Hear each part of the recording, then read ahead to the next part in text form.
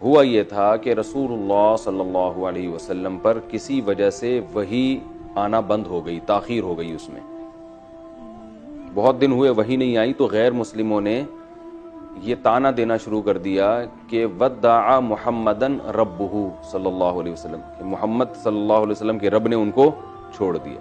پہلے تو بتاتے رہتے تھے یہ نازل ہوا، یہ نازل ہوا، یہ نازل ہوا، اب تو کچھ بھی نازل نہیں ہو رہا، تو ان کے رب نے ان کو چھوڑ دیا۔ تو آپ صلی اللہ علیہ وسلم پر یہ بات بہت شاق گزری، غم ہوا کہ وحی کیوں نہیں آ رہی بھائی۔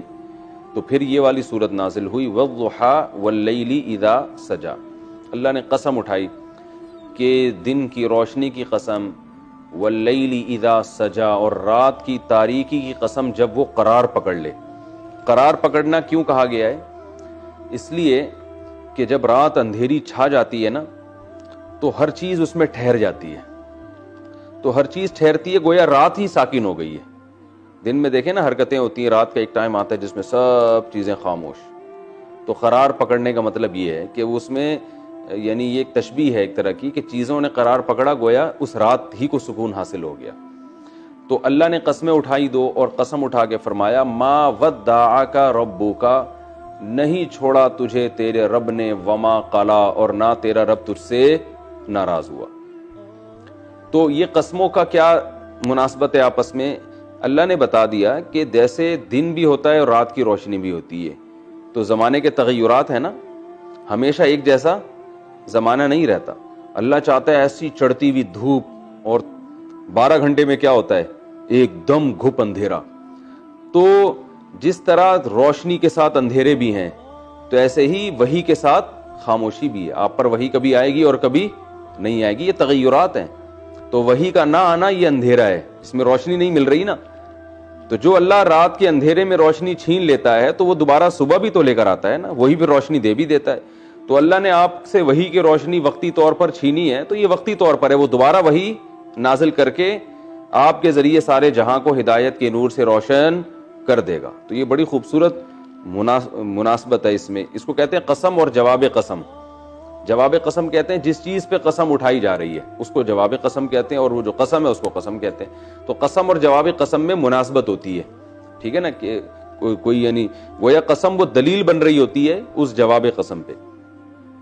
تو اللہ نے فرمایا سورج کی روشنی کی قسم اور رات کی تاریکی کی قسم، جب وہ چھا جائے تیرے رب نے نہ تجھے چھوڑا اور نہ وہ ناراض ہوا، کچھ بھی نہیں ہوا ہے۔ یہ تو تغیرات ہیں جو مصلحت اور حکمت کی وجہ سے ہوتے رہتے ہیں۔ ما ودعک ربک وما قلا، اور باقی نبی صلی اللہ علیہ وسلم کو یہ بتایا کہ آپ جو غمزدہ ہو رہے ہیں، کہ یہ تانے دے رہے ہیں آپ کو اور پریشان کر رہے ہیں، تو غمزدہ اس لیے نہ ہوں کہ یہ دنیا کی آزمائشیں ہیں، آخرت آپ کے لیے اس دنیا سے بہتر ہے۔ یعنی جب دنیا سے آپ جائیں گے تو یہ ساری آزمائشیں آپ کی ختم ہو جائیں گی۔ تو وَلَلْآخِرَةُ خَيْرٌ لَكَ مِنَ الْأُولَىٰ، اور آخرت آپ کے لیے بہتر ہے اس دنیا سے۔ آگے اللہ فرما رہے ہیں کہ آپ کا رب آپ کو کیسے چھوڑ سکتا ہے، یعنی آپ نے یہ کیسے ان کے تانوں کا اثر لے لیا کہ آپ کے رب نے آپ کو چھوڑ دیا۔ اگر چھوڑنا ہوتا تو اللہ تعالیٰ آپ کے پہ ماضی پہ کیسے کیسے حالات آئے ہیں، اس وقت اللہ نے آپ کو نہیں چھوڑا، تو اس کا مطلب اللہ آپ کا ہاتھ ہمیشہ کے لیے اللہ نے ہاتھ تھام کے رکھا ہوا ہے، اللہ آپ کو کبھی بھی نہیں چھوڑے گا۔ تو پھر اللہ نے ماضی بیان کیا، الم یجدک یتیما فآویٰ، کیا اس نے آپ کو یتیم نہیں پایا اور پھر آپ کو ٹھکانہ دے دیا؟ کیسا یتیم کہ نبی صلی اللہ علیہ وسلم کی ولادت سے پہلے آپ کے والد چلے گئے دنیا سے، پھر جب آپ پیدا ہوئے تو 6 سال کی عمر میں، بعض روایتوں کے مطابق 8 سال کی عمر میں آپ کی والدہ کا انتقال ہو گیا، تو ابا سے بھی محروم، والد سے بھی محروم اور والدہ سے بھی۔ اب اس ایسے بچے کو کون عزت دیتا ہے؟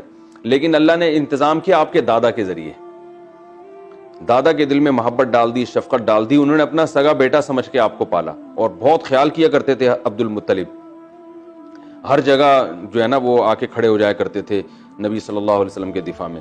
لیکن چند ہی سالوں میں دادا کا بھی انتقال ہو گیا، تو کتنا غم لگتا ہے نا انسان کو کہ میری تو نہ ماں رہی، نہ میرے باپ رہے، اور نہ میرے دادا رہے جو اتنی محبت کرتے تھے۔ لیکن اللہ نے اس کا آلٹرنیٹ ابو طالب کو پیدا کی، ابو طالب کی کسٹڈی میں دے دیا، اور جو ابو طالب آپ کے چچا تھے وہ بھی آپ سے ایسے ہی محبت کیا کرتے تھے جیسے دادا، اور وہ تو انہوں نے تو ساتھ دینے میں حد کر دی، کیونکہ انسان کو بہرحال خاندان میں کسی مرد کا، کسی بڑے کا سہارا چاہیے ہوتا ہے، بچوں کو.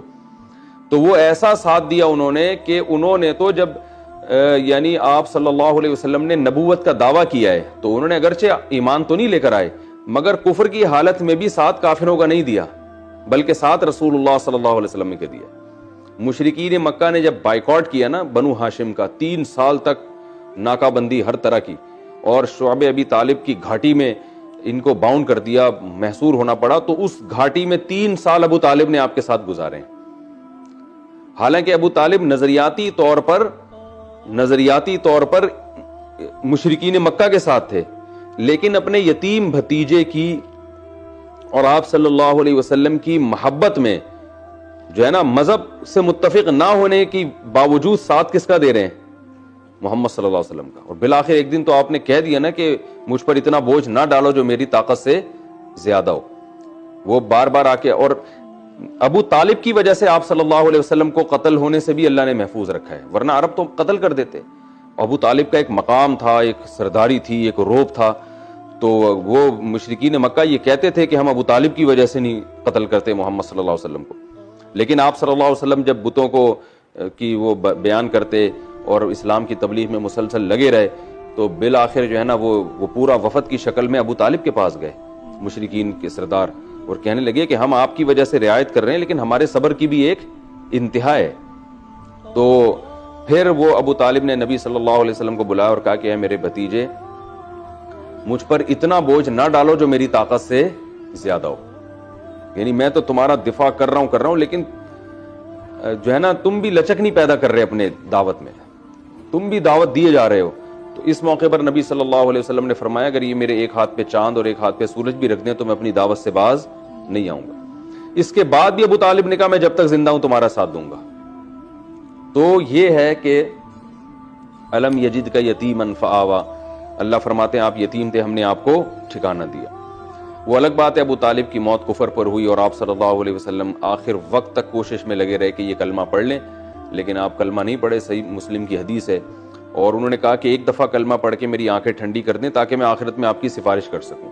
لیکن موت کے وقت عرب کے سردار موجود تھے تو ابو طالب نے کہا کہ اگر میں نے اس وقت کلمہ پڑھ لیا تو یہ سردار تانا دیں گے کہ ابو طالب عرب کا سردار تھا اور ساری زندگی باپ دادا کے دین پہ رہا, موت کے وقت موت کے ڈر سے کلمہ پڑھا. یعنی پڑھنا تھا تو پہلے پڑھ لیتا میں, اب تو صرف موت کے ڈر سے ہی کلمہ ہوگا, تو میں یہ عار ذلت برداشت نہیں کر سکتا.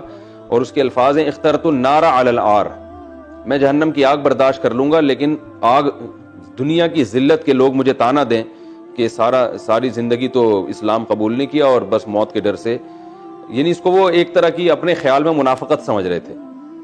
تو اور اس پہ ایک شعر بھی ہے بڑا دلچسپ کہ میں وَلَقَدْ عَلِمْتُ بِأَنَّ دِينَ مُحَمَّدٍ مِّن خَيْرِ أَدْيَانِ الْبَرِيَّةِ كُلِّهَا, کہ مجھے یقین ہے اللہ کی قسم کہ محمد جو میرا بھتیجا ہے اس کا لایا ہوا دین تمام دینوں میں سب سے بہترین دین ہے. کیونکہ تعلیم تو جانتے تھے نا کتنی بہترین تعلیمات دے رہے وہ, لیکن کیا ہے لولا الملامت او حدار مسبت, اگر ملامت اور یہ جو بعد میں برا بلا کہنے کا خوف نہ ہوتا تو آج میں اپنے بھتیجے کی آنکھیں ٹھنڈی کر دیتا.